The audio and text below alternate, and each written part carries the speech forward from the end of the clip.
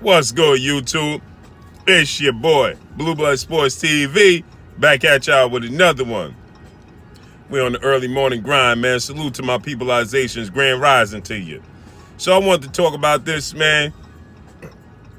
The truth will be making a comeback.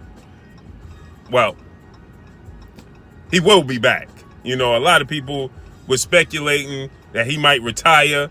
A lot of people were speculating that he's more injured than led on. A lot of people was just speculating, just pure speculation. Some people were speculating because they just don't like the undefeated, unified, welterweight superstar boxer. That being Errol, the Truth, Spence Jr. You know, a lot of people just don't like Errol. You know, so a lot of people pretend that they want to see him come back. They pretend that they hope he's all well. You know, it's a lot of people that pretend. There's a lot of pretending going on. You understand what I'm saying? And so we got reports and sources have told us that the Truth should be making a ring return this spring, right? That's kind of right on schedule, right? It's just a few months shorter than he was originally scheduled to come back. He was originally scheduled to come back in January, right? January 25th against Danny Swift Garcia, two-time world champion, right? And so it looked like it got pushed back a little bit. You know, it's looking like the Truth could be back in March. You understand? March, April. So that's just a few short months after his original scheduled date for suffering such a, you know, horrific car accident, and what most would have a huge setback. This was just a minor setback for a major comeback for the champ. You understand, right? And so it seems that he's on par to be stepped right back through them ropes and regain his place at the top of the welterweight division, because that's where he at, the top of the welterweight division.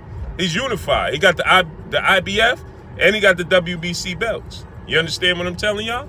So he at the top of the division, regardless of who you want to be at the top of the division, who you think is the best at the top of the division.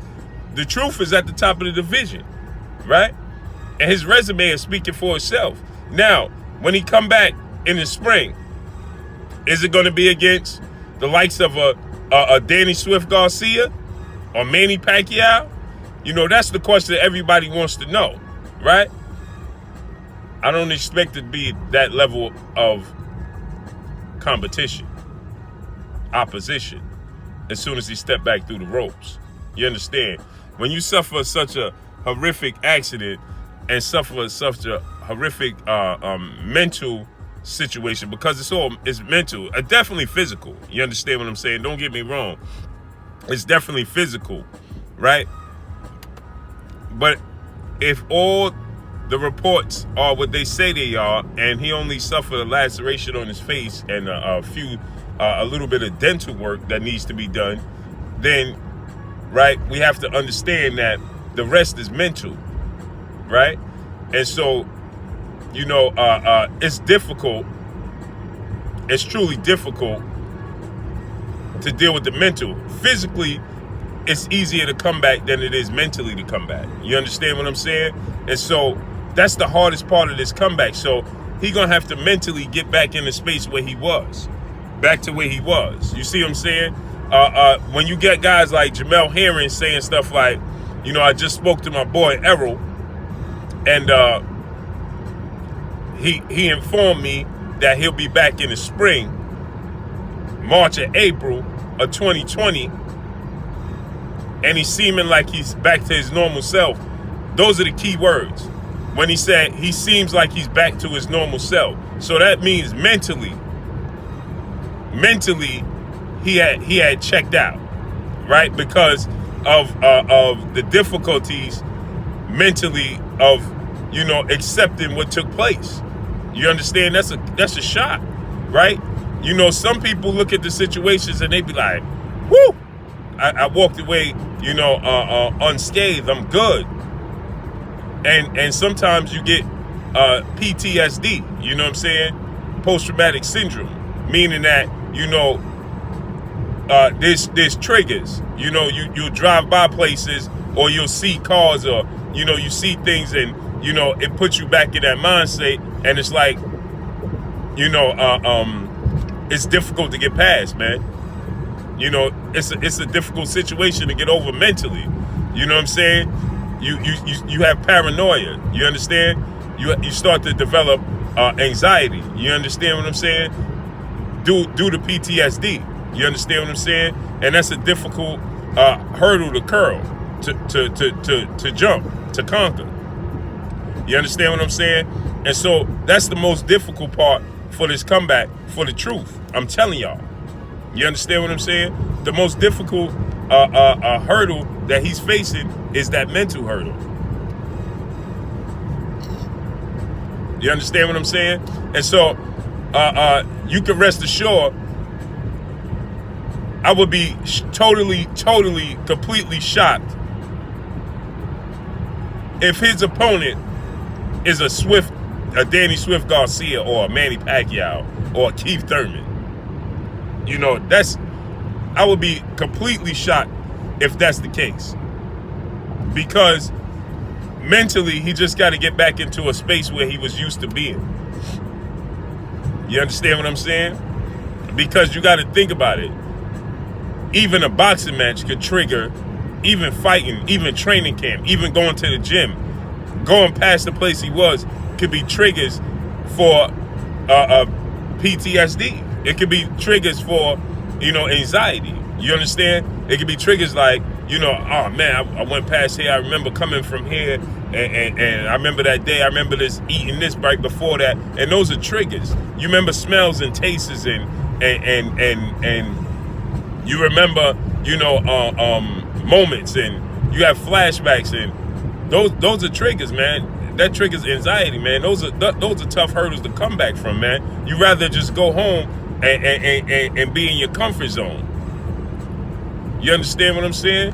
Although we can't control the outcome of tomorrow, but you rather go home and be in your comfort zone where you feel safe.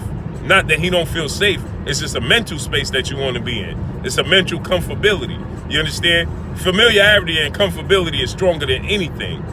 You understand? Familiarity is stronger than love. It's stronger than loyalty. Familiarity is stronger than anything. You understand? And familiarity equals comfortability. And so, when you have a situation like this, I know this personally, right? When you have a situation like this, with Errol, when it's mental, you tend to want to stay in your comfort zone. That's why you see a lot of people that suffer from anxiety, you'll see them, they like to stay home. They don't change their clothes. They'll stay in bed. They'll watch movies. Because it's familiarity, it's a comfort zone. You understand what I'm saying? And so that's stronger than anything. That's stronger than anything. And so slowly but surely, he has to test the waters and get out of that comfort zone. If that's the case, I'm purely speculating. But it's such a horrific situation. And me being working in the operating room, working with traumas and surgical techs and things of that nature, working with recovery and stuff like that, I see it all the time. You can get so many. You'll be shocked. You'll be surprised. You can get people that walk away from situations completely unscathed, even more unscathed than Errol Spence is being reported to, right? With concussion, they'll walk away with just a mild concussion, just a cut. But the situation itself, the moment itself, the accident itself, you understand? The event itself, has a lasting effect on you. I've seen some people that, I know it personally in my own personal life. I'm not speaking from a place of inexperience. I'm speaking from a place of experience with myself and with very, very close family members. Actually, my sister, my oldest sister, right? She still suffers. She was in a horrific car accident, just like Errol Spence was, right? And she still haven't gotten over it to this day. And that was about 4 years ago. And she's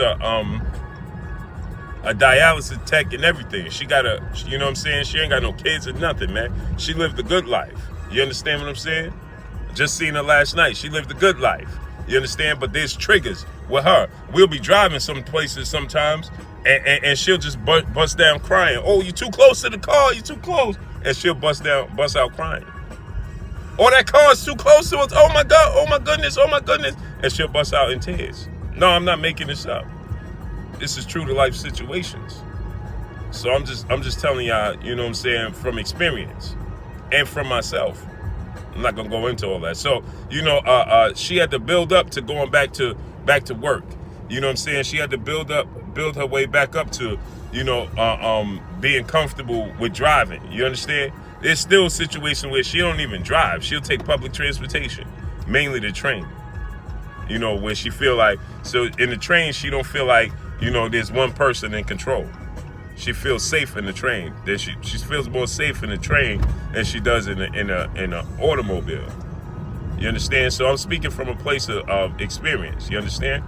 And so I understand what it takes and my profession. So I understand what it takes, you know, and when we're talking about recovery. So I highly don't expect Errol Spence to step in the ring and prepare himself for a guy like Danny Garcia at this moment. He's vulnerable. I don't see him stepping in the ring with a guy like Manny Pacquiao. You understand? He has vulnerabilities. And so I don't see that taking place. I don't see that happening. But I do see, you know, him jumping back in the ring, you know, just to get familiar with and build himself back up to where he once was. You understand what I'm saying? So I could see that. You know, getting a light touch fight, just getting back in the groove of things. So don't expect, and you're gonna see people come out. I promise you, you guys are gonna get guys that's gonna come out now and be like, oh, see, he's ducking this person, he's ducking that person, right? They're insensitive. They don't know what they're talking about. You understand what I'm saying? So you're gonna get people like that that's gonna be insensitive. They're gonna be like, oh, Errol, see, I told you he was ducking this person, he ducking this smoke, he don't want Terrence Crawford, so on and so forth. But the facts remain this. It's a tragic situation. It's a horrific situation. And you're going to get people that blame him. Well, that ain't this person's fault. That ain't that person's fault.